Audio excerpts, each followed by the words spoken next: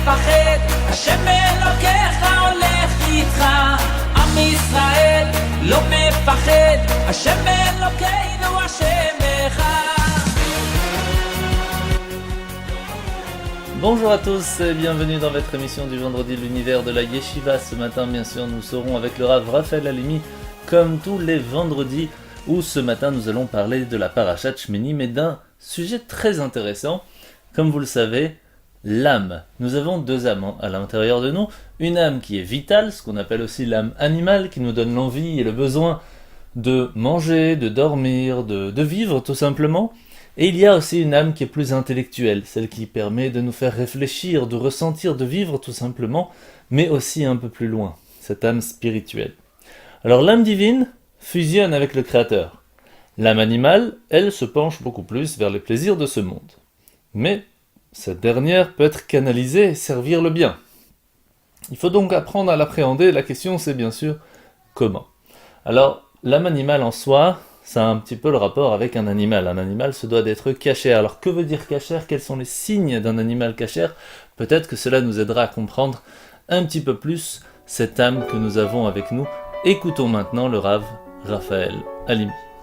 En espérant que vous avez passé une bonne fête de Pessah, je vous souhaite la bienvenue dans notre rubrique de nouveau de la vision chassidique de la paracha de la semaine. Cette semaine, parachat Shemini. La parachat Shemini continue dans le long processus de l'établissement et la mise en place du sanctuaire, ce fameux tabernacle amovible qui accompagna le peuple juif pendant les 40 années d'errance dans le désert, et bien sûr les sacrifices, les offrandes qui étaient faites essentiellement d'animaux dans ce tabernacle. Et pour ce faire, vers la fin de la paracha, eh bien, Akadosh Baruch Hu nous ordonne, nous enjoint de faire une distinction très particulière entre les animaux purs et les animaux impurs, Behemot Ksherot, Behemot Tmeot, et pour cela, il nous donne deux signes particuliers. L'animal doit avoir les sabots fendus. Deuxième signe, il doit être ruminant. Alors le sabot fendu, c'est bien sûr un sabot entier qui est séparé par une sorte de fêlure, une ouverture dans le sabot. Et la ruminance, c'est que l'animal ingurgite et régurgite la nourriture afin de la digérer. C'est un système digestif propre aux animaux gros et menus bétail. Mais si la Torah nous donne cette injonction et de manière particulière ces signes, c'est qu'il se cache derrière un enseignement pour nous au jour le jour. En particulier lorsqu'on parle de nourriture, le fait de manger ces animaux ou de ne pas les manger. La nourriture n'est pas seulement un ordre de Dieu, mais c'est surtout une manière de faire un avec la constitution spirituelle et physique que Dieu nous donna et nous offra. Car lorsqu'une personne mange telle ou telle nourriture, cette nourriture se transforme en sang et le sang devient sa vitalité. Ce n'est pas pour rien que dans le monde actuel, on dit qu'on est ce qu'on mange. On devient ce que l'on mange parce que lorsque l'on ingurgite cette nourriture, elle fait un avec nous et malheureusement a une répercussion spirituelle et psychologique sur nous au jour le jour. Donc il faut faire bien attention à cela. Mais si la Torah nous donne ces deux signes, c'est qu'il se cache derrière un enseignement très particulier. En réalité, on sait bien que l'être humain est habité par trois âmes essentielles. L'âme vitale, qui lui donnera la capacité de pouvoir être vivant et de pouvoir réfléchir, d'avoir une réflexion. L'âme spirituelle, qui est bien sûr toutes sont spirituelles, mais ici on fait référence à une spiritualité transcendante. L'âme divine, qui sera donnée essentiellement au peuple juif. Et enfin, l'âme animale qui, elle, s'exprime de manière la plus effective dans le corps, à travers sa demande de besoins, de nourriture, de boissons, de sommeil, etc. Et l'homme a l'obligation de faire une distinction dans son fort intérieur, une distinction de son âme animale. Et il devra faire attention entre l'âme animale négative et l'âme animale positive. L'âme animale négative, c'est celle qui poussera l'homme à utiliser tous les besoins de la nature, à tomber dans une bassesse matérialiste qui lui amènera à manger, à boire ou à dormir juste pour assouvir sa propre passion. Alors que l'âme animale positive, c'est de pouvoir se nourrir, pouvoir se reposer, pouvoir vivre dans une civilisation moderne et adaptée à sa constitution, mais tout cela pour la finalité qui est le service divin, pour la bonté, pour l'amour, pour la positivité, pour l'union des créatures entre elles. Kol ma'asecha yhu leshem shamayim, que toutes tes actions soient dirigées vers la divinité, vers la finalité de tout qui est Dieu. Il est parfois facile de faire la distinction entre le bien et le mal. C'est souvent naturel chez l'homme. Il a cette faculté en lui. Lorsque Dieu créa le monde, il créa le bien et le mal, et créa l'homme également de telle manière qu'il puisse faire cette distinction entre le bien et le mal. Donc l'homme, de manière naturelle, a les capacités pour y arriver. Mais il arrive malheureusement que le Yetzer Hara, le mauvais penchant, s'habille d'une étoffe qui, a priori belle de couleur et apaisante à la vue, nous paraissent peut-être positives, mais qu'en fin de fond, il y a du négatif qui s'y cache. Donc comment s'y retrouver?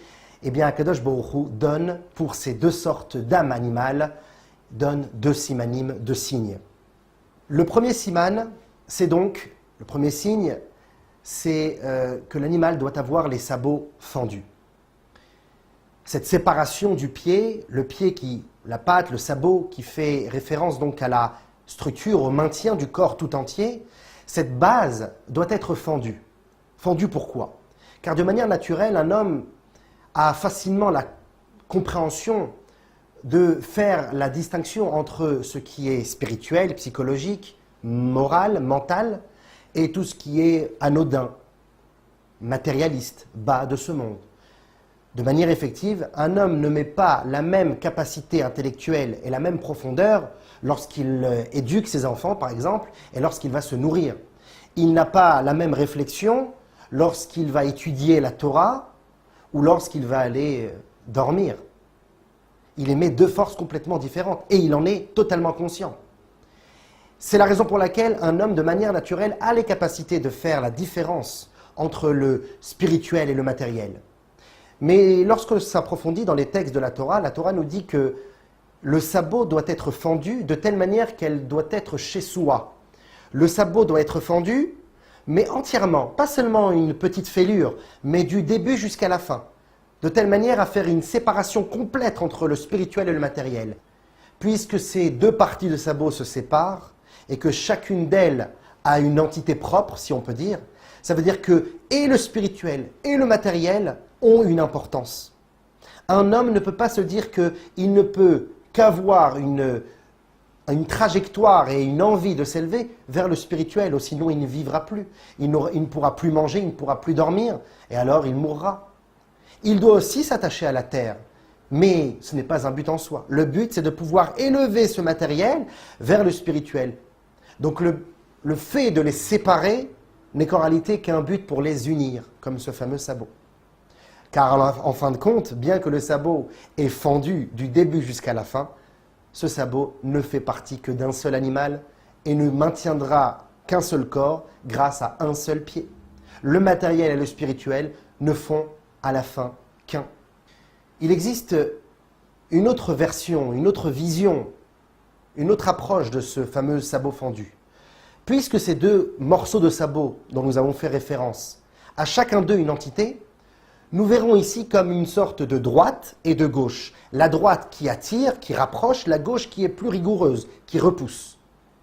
Puisque ce sabot, ces deux morceaux de sabot font partie d'une seule et même patte, un homme doit apprendre à vivre de telle manière que sa droite approche et que sa gauche repousse. Un homme ne peut pas être totalement rigoureux et ne peut pas non plus être totalement bon et tolérant et affectif.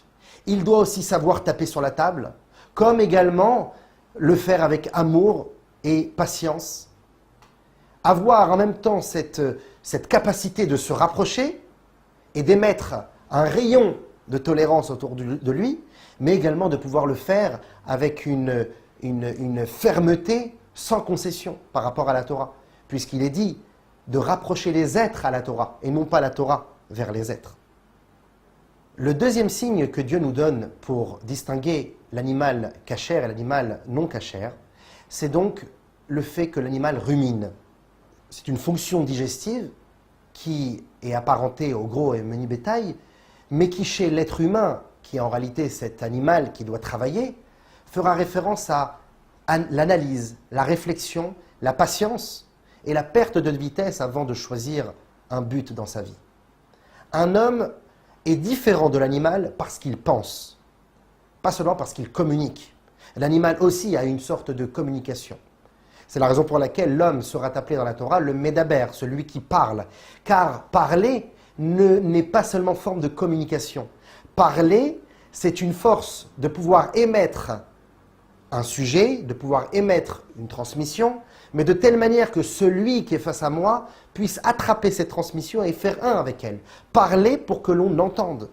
Pas seulement parler dans le vide, comme quelqu'un qui demande une discipline, mais qui est impossible à faire à ses élèves ou à ses enfants. De la faire de telle manière que l'enfant ou que l'auditoire puisse l'écouter, puisse l'entendre, puisse le comprendre et l'assimiler. Ça, c'est le parleur. Et en réalité, ce but de pouvoir communiquer de telle manière que l'on s'attache l'un à l'autre, ça vient de la pensée, ça vient de la réflexion. Et c'est la raison pour laquelle l'homme est différent de l'animal, non pas parce qu'il communique, mais parce qu'il parle. Et pourquoi il parle? Parce qu'il réfléchit. La réflexion est la base de l'être humain. Et comment réfléchissons-nous? Avec une analyse profonde, une patience et comme une sorte de ruminance. Nous avalons, nous régurgitons. Nous analysons, nous réfléchissons aussi avec nos émotions. On réavale et on fait ressortir. Et c'est comme ça que ça devient profond. Il y a une troisième distinction que nous devons avoir également vis-à-vis des animaux cachers et non cachers. C'est chez les oiseaux, la volaille. La Torah nous dira que pour la volaille, il n'y a pas de signe particulier pour savoir si cette volaille doit être consommée ou non. Mais plutôt l'appartenance à une tradition. Est-ce que, d'après la tradition et la coutume de nos ancêtres, cette volaille était consommée ou non? Tout cela pour nous dire que même si nous arrivons à un niveau de volaille, de volatiles, d'animaux volants, d'oiseaux qui s'échappent dans les airs, dans les endroits célestes, qui fera encore une fois référence à l'homme qui est arrivé à un attachement profond avec Dieu, grâce à son intellect, et qu'il a tout compris, qu'il a fait un avec Dieu, même avec sa réflexion. Eh bien, cet homme-là doit se dire, cet homme ou cette femme doit conclure en sachant que, bien qu'il ait tout compris, tout ne doit être que tradition et profonde croyance et foi en Dieu. La tradition qui fera référence à l'annulation et la soumission à Kadosh Baruch Hu, sans raison logique et rationnelle. Tout cela, c'est l'animal. Nous sommes cet animal, l'âme animale qui nous habite, peut être utilisée dans le bien comme dans le mal. À nous de faire la distinction, à nous de comprendre ces signes, de faire un avec nous-mêmes, d'analyser notre être, de comprendre qui nous sommes, d'où nous venons et où nous allons. Grâce à cela, nous pourrons sûrement manger kasher. À la semaine prochaine. Merci beaucoup à Torah de Vie et au Rav Raphaël Halimi d'être avec nous tous les vendredis. On vous souhaite de passer une très bonne période du Homer et on se retrouvera la semaine prochaine.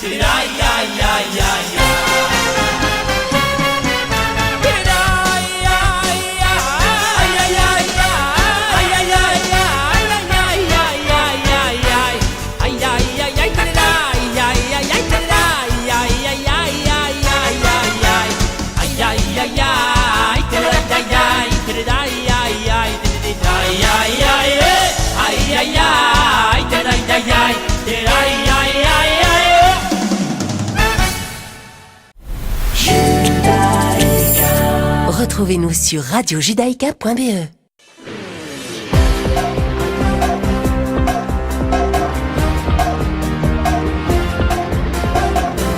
Nous revoilà sur Radio Judaïka. Nous allons bien sûr parler maintenant du Homer. Alors nous allons commencer par le décompte. Nous sommes aujourd'hui le 13e jour. Alors répétez avec moi. Ayom, Shlosha, Asar, Yom, Shehem, Shavua Echad, Veshisha Yamim, la Homer. Ce soir nous ferons celui d'après, donc le numéro 14. Pour l'instant on peut encore le dire, on attend ce soir de faire la suite. Alors qu'est-ce que le Homer ? Le Homer, c'était une mesure d'orge qui était offerte au temple le lendemain du premier jour de Pessah, et à partir de ce jour, en fait, de la veille au soir, marquant le début de la journée, d'après la Torah bien sûr, c'est une mitzvah de la Torah de compter les 49 jours que l'on appelle dès lors les jours du Homer ou le compte du Homer.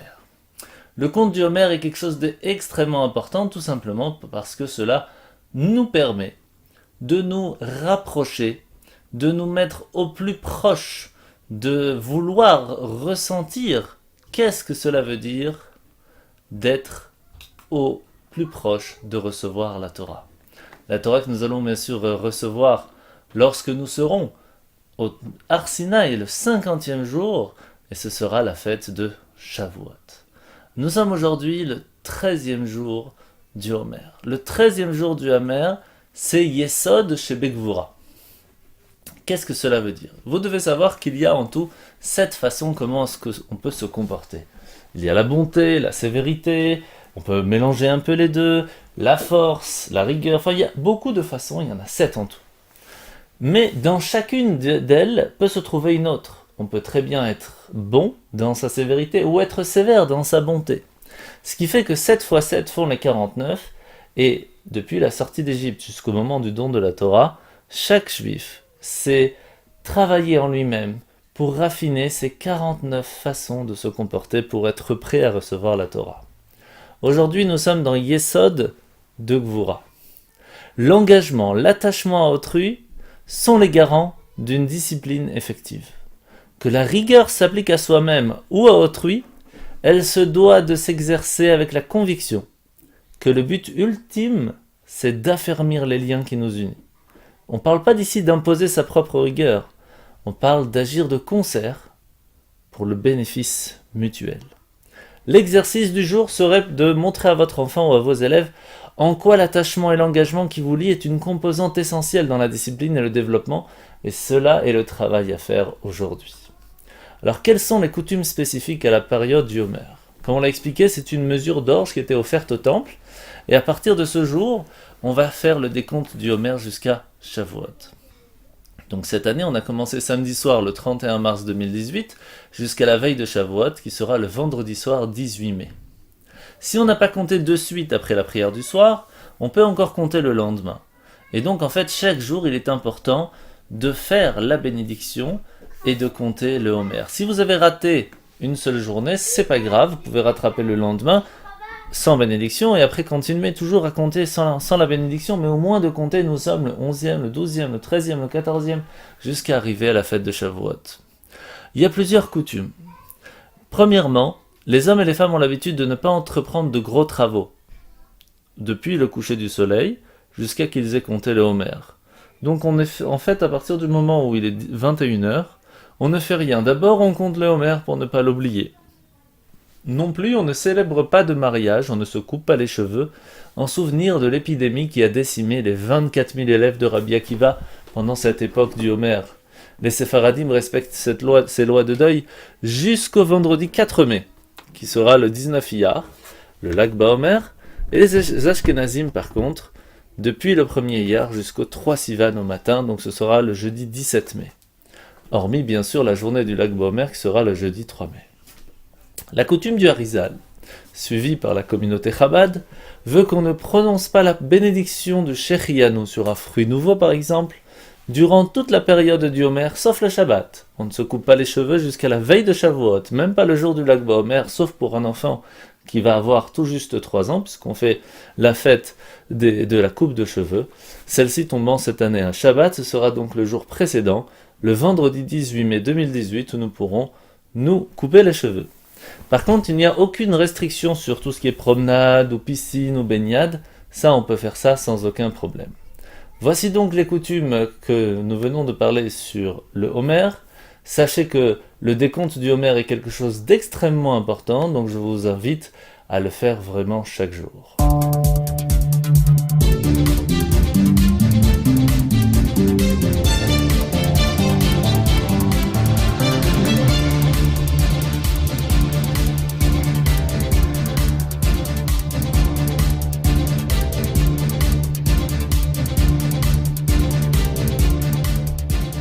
Passons maintenant à quelques informations intéressantes que nous avons pu avoir les 2 dernières semaines où nous n'avions pas pu faire une émission le vendredi, puisque c'était Pessah. Premièrement, vous devez savoir qu'un Kinous Torah a été organisé partout dans le monde pendant la fête de Pessah, où des milliers et des milliers de personnes sont venues écouter des paroles de Torah, que ce soit en rapport avec la fête de Pessah ou non, mais c'était quelque chose de vraiment extraordinaire. Autre chose, à l'occasion du Yortzeit du Rav Deutsch, un Kinous Torah a eu lieu dans les institutions de Schneor à Aubervilliers, où le Rav Deutsch a lui-même exercé les fonctions de directeur pendant 25 ans. Pourquoi je vous parle de lui? Tout simplement parce que durant sa shlichut en Russie, en Tishri dernier, là où il avait fait construire le bâtiment du tombeau de l'Admour Azaken, celui qui a écrit le Tanya, le Rav Deutsch a été brutalement attaqué par des Ukrainiens. Pendant 6 mois, il a terriblement souffert avant que son âme retourne vers notre Créateur, que sa mémoire soit bénie. De nombreux rabbanim, shluchim de la région parisienne, ont honoré de leur présence la conférence qui s'est tenue.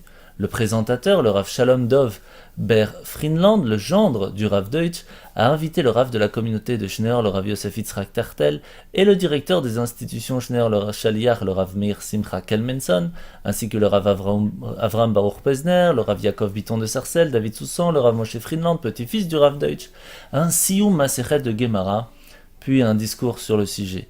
Les participants ont pu entendre de nombreuses histoires et anecdotes sur la personnalité du Rav Deutsch.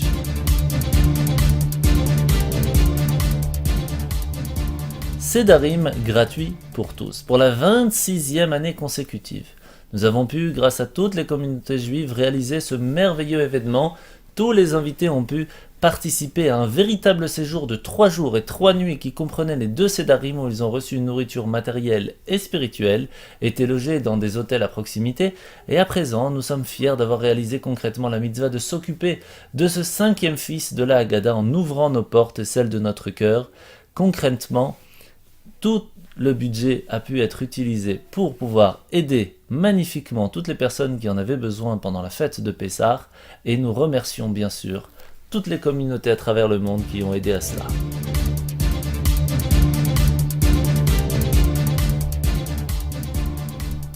N'oubliez pas de vérifier la liste des supermarchés qui ont effectué une vente de Hametz stricte, comme il le faut, car vous le savez, du Hametz qui aurait pu appartenir à un juif pendant la fête de Pessah ne peut pas être consommé à jamais. Ce qui fait que si un juif lui appartient ne serait-ce qu'un Deleuze ou un autre magasin, eh bien il se doit de faire la vente de Hametz, sinon nous ne pouvons pas acheter à l'intérieur de ce magasin. Donc vérifiez et renseignez-vous si vous connaissez un magasin juif qui a et vend de la nourriture, que la vente de Hametz a été bien faite.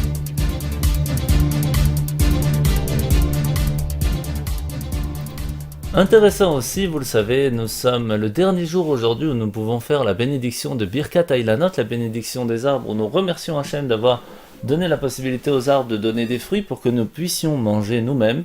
Et donc à Moscou, la Birkat Ailanot, la bénédiction des fruits, a été faite dans le plus grand jardin botanique de Russie, avec toutes les personnes qui sont venues spécialement pour pouvoir faire cette bénédiction en grande pompe.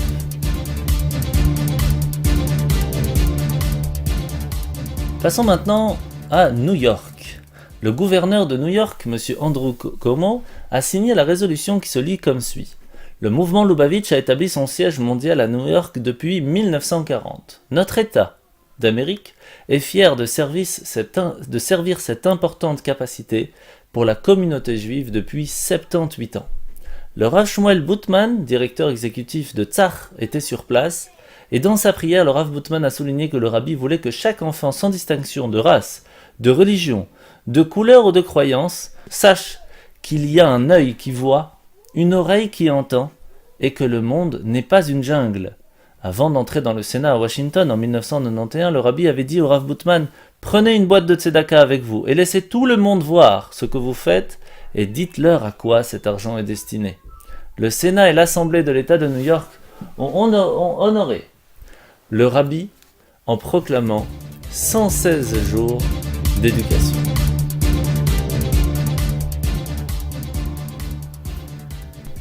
Et une dernière pour finir les informations, à New York, la représentation du monde Chabad à l'exposition universelle de miniatures, le Gullier Gate.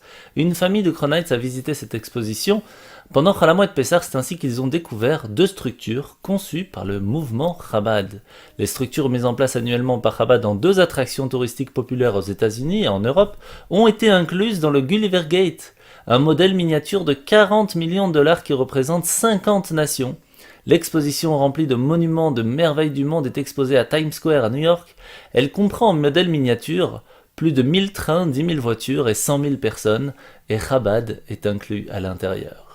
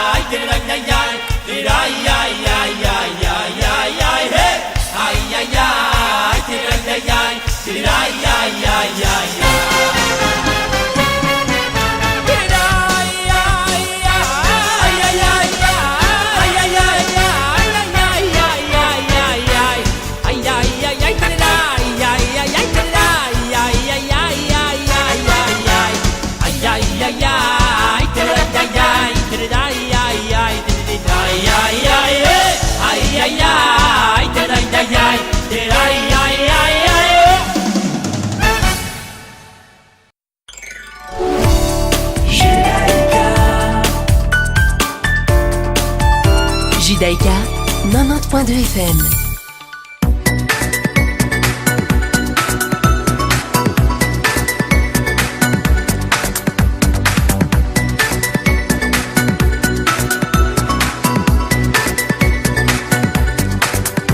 Passons maintenant à la paracha. Alors comme je vous l'ai dit tout à l'heure, nous étions dans la parachate Shemini que nous avons lu déjà plusieurs fois. Comme vous le savez, cette année, on a dû la refaire plusieurs fois puisque nous avions la fête de Pessah en plein milieu. Il y a une phrase intéressante qui dit « Shmona Shmini Shmena ». Shmona, 8 fois. Shmini, on va lire la parachate Shemini. Shmena, elle va être bien grasse, elle va être bonne l'année que nous avons. Ce qui fait qu'il faut savoir que cette année est une année d'abondance, une année où on va lire encore ce Shabbat pour la 8e fois, la parashat Shemini qui en soi veut dire le numéro 8, et donc cela amène beaucoup de bénédictions dans l'année qui arrive. Profitez-en. De quoi parle-t-on dans cette paracha ? Au 8e jour, suivant les 7 jours d'inauguration, Aaron ainsi que ses fils ont commencé à faire leur office de Kohanim, de prêtres, dans le temple. Après que les différentes offrandes ont été présentées, un feu sort du devant l'Éternel, consume sur l'autel, dès lors la présence divine réside dans le sanctuaire. Premièrement, les 2 premiers fils de Aaron, Nadav et Avihu, vont offrir un feu étranger que Dieu ne leur avait pas commandé, et malheureusement vont mourir devant Hachem. Aaron demeure silencieux devant ce drame. Suite à cela, Moshe et Aaron sont en désaccord sur un détail de la loi concernant le sacrifice, mais Moshe va reconnaître que Aaron a raison. Dieu ordonne les lois de la cacheroute, désignant les espèces permises à la consommation et celles qui sont interdites. Les animaux terrestres ne sont autorisés que s'ils ont à la fois ruminants et le sabot fendu. Les poissons doivent avoir des écailles et des nageoires. Une liste d'oiseaux non cachers est donc donnée, ainsi qu'une liste d'insectes cachers, 4 espèces de sauterelles qu'on ne connaît pas aujourd'hui mais que c'est existentiel en soi. Et la parashat Shmini va contenir également certaines lois relatives à la pureté rituelle qui auraient le pouvoir purifiant. Comme le mikvé par exemple, un bassin qui répond à des critères spécifiques, et la femme ou l'homme a l'obligation, chacun à sa façon, de se tremper de temps en temps. le peuple juif est enjoint de distinguer entre le pur et l'impur, et quand on dit entre le pur et l'impur, ce n'est pas spécialement entre ce qui est cachère et ce qui ne l'est pas, non, pas du tout, ça c'est facile, puisque nous avons déjà les signes. On parle ici de entre deux choses qui sont cachères, quelle est la différence entre ce qui est pur et ce qui est impur, ce qui est déjà beaucoup plus difficile. Alors c'est parti. Mais attends Benny, tu n'as pas demandé le nom de la paracha de la semaine? Mais oui, c'est quoi le nom de la paracha de la semaine? Mais oui, bravo. La paracha de la semaine, c'est Shemini. La paracha de la semaine. La paracha, c'est Shemini. La paracha de la semaine. La paracha, c'est Shemini. Bonjour les enfants. Bonjour, Rav. Aujourd'hui, je vais vous poser une énigme et vous devrez la résoudre. Ah oui, comme l'inspecteur Labulle? Oui, mais moi je vais le faire d'une façon un petit peu différente. D'accord, on est prêt. Alors voici mon énigme. Vous vous sanctifierez, ce sont les premières eaux. Vous serez saints, ce sont les dernières eaux. Oui, d'accord. Mais est-ce que ça nous concerne, ça? Justement, vous devrez trouver en quoi ce que je viens de dire s'applique de nos jours. Ah, d'accord. Alors c'est à vous de jouer maintenant. Ah, Benny, c'est incroyable. Le Rav a disparu. Oui, Coco. Et je crois que ça fait partie de la mise en scène de son énigme. Bon alors, dans l'énigme, il y avait de l'eau. Oui, c'est vrai, je me rappelle. Mais comment on va faire, Coco? Oh regarde, un chemin vient d'apparaître. Ça aussi, ça doit faire partie de la mise en scène prévue par le Rav. Alors suivons ce chemin. Est-ce que tu sais, Benny, qu'en tant que robot ultra perfectionné, j'ai une fonction qui enregistre tout ce que je vois et tout ce que j'entends? Ah non, Coco, je le savais pas. Mais alors, tu as enregistré l'énigme du Rav? Oui, Benny. Voilà, je vais repasser le moment où il a énoncé son énigme. Alors voici mon énigme. Vous vous sanctifierez, ce sont les premières eaux. Vous serez saints, ce sont les dernières eaux. Les premières eaux, les dernières eaux, mais de quoi parle-t-il? J'en sais rien, c'est très mystérieux. Oh, regarde là-bas, un panneau. Temple, sacrifice, Kohanim, pureté. C'est sûr que ce panneau a un rapport avec notre énigme. Alors essayons de mettre tous ces mots dans une phrase. Les Kohanim qui faisaient les sacrifices dans le temple devaient être purs. Oui, Coco. Et pour cela, ils se lavaient les mains avant leur service. D'accord. Et donc l'énigme parle de l'eau qu'ils utilisaient pour le lavage de leurs mains. Mais le Rav a dit que ça nous concerne de nos jours. Oui, Coco. Aujourd'hui, avant de manger, nous aussi on se lave les mains, puisqu'on fait la Netilat Yadayim. Bravo les enfants. Oh Rav, vous avez réapparu. Et oui, j'attendais que vous prononciez les mots Netilat Yadayim pour réapparaître. C'était la solution de l'énigme? Et oui Benny, tu sais sûrement que notre table est comparée au Misbéar, c'est-à-dire l'autel sur lequel on offrait des sacrifices. Et donc, lorsqu'on mange en ayant de bonnes intentions, notre repas aussi devient kadosh. Ah bon, et comment ça marche? Eh bien, si je mange en pensant que cette nourriture me donnera les forces nécessaires pour prier, étudier ou accomplir de nombreuses mitzvot, alors j'aurai ainsi rendu kadosh les aliments. Ah d'accord. Mais dans l'énigme, il y avait les premières eaux et les dernières eaux.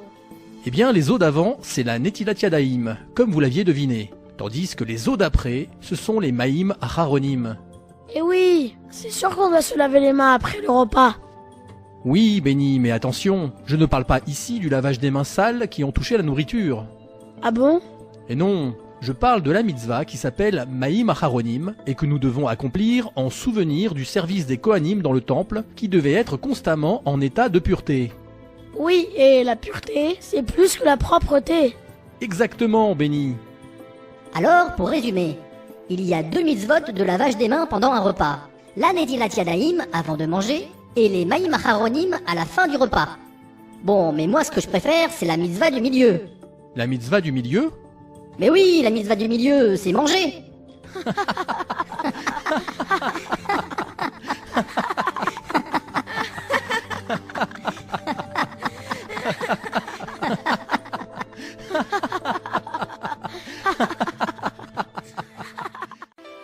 Shabbat Shalom les enfants.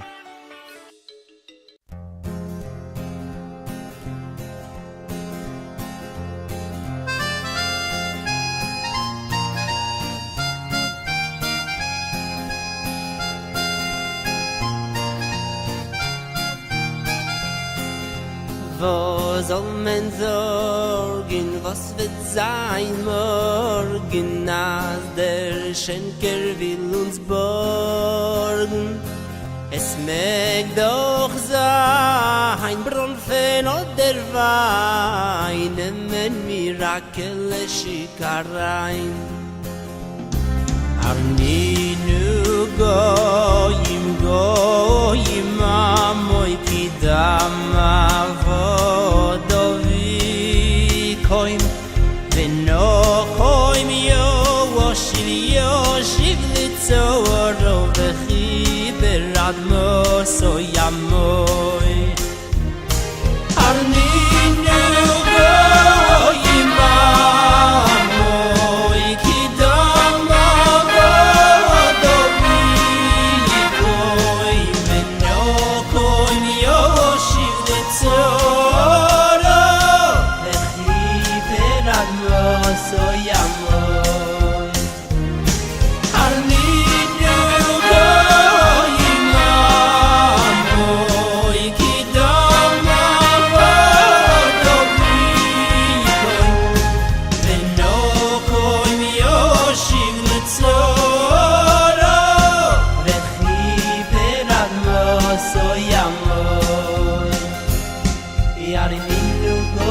goyim amoy kidam avodovikoim venochoim yoshiv litzoro vechi beradmo soyamoy.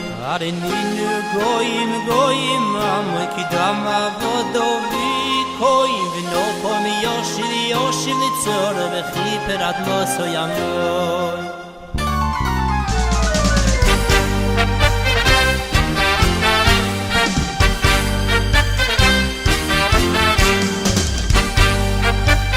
amoy kidam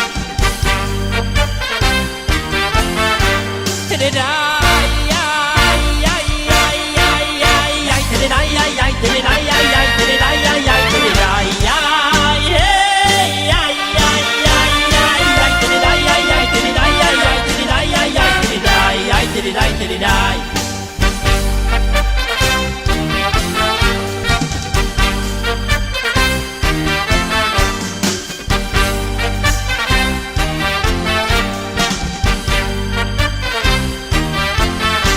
Arninu goyim amoy kidam avodovikoim venochoim yoshiv litzoro vechi beradmo soyamoy.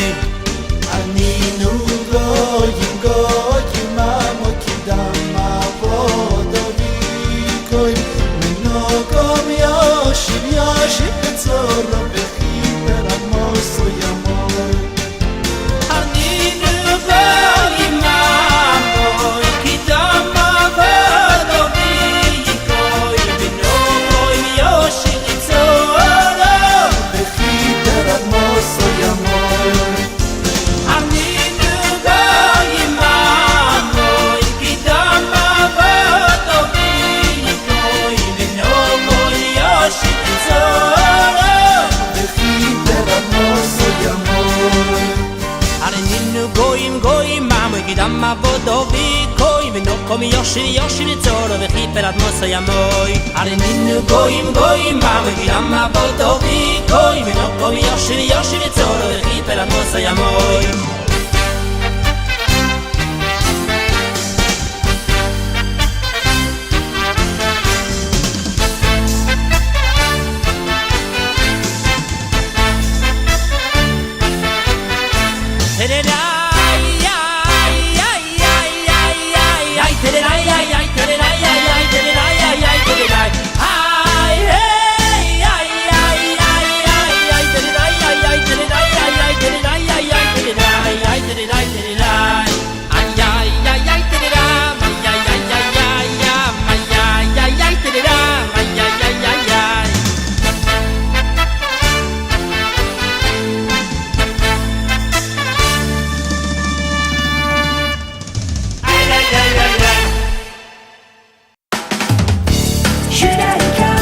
Écoutez le changement.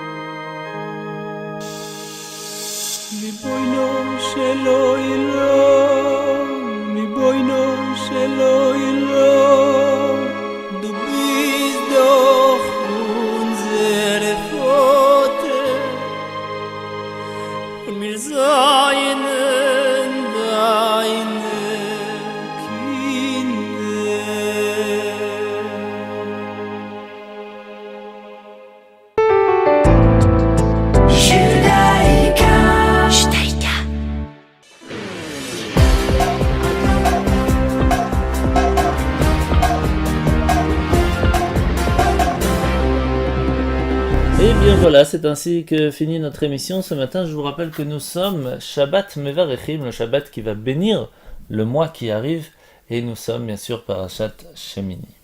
Premièrement, l'allumage des bougies ce soir sera à 20h16 et Shabbat se finira à 21h29. Cela commence à être bien tard, donc faites attention à vos horaires. Shabbat commence à 20h16, il faudra donc allumer les bougies avant.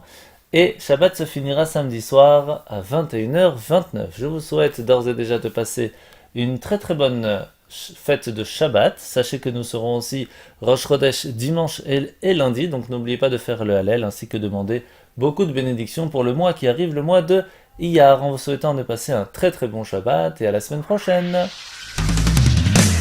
עם ישראל, לא לפחד, השם אלוקיך הולך איתך. עם ישראל, לא מפחד, השם אלוקינו השם אחד.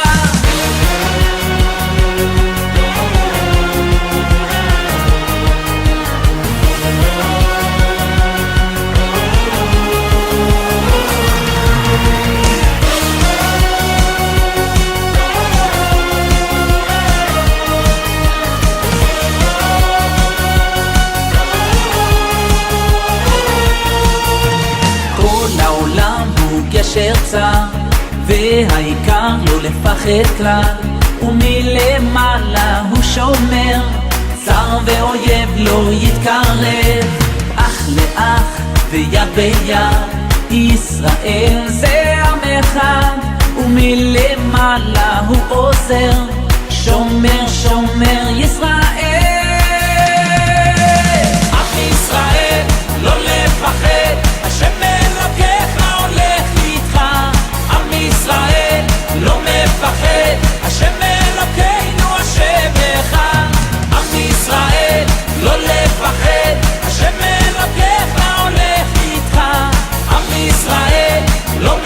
מאחד, השם אלוקינו השם אחד.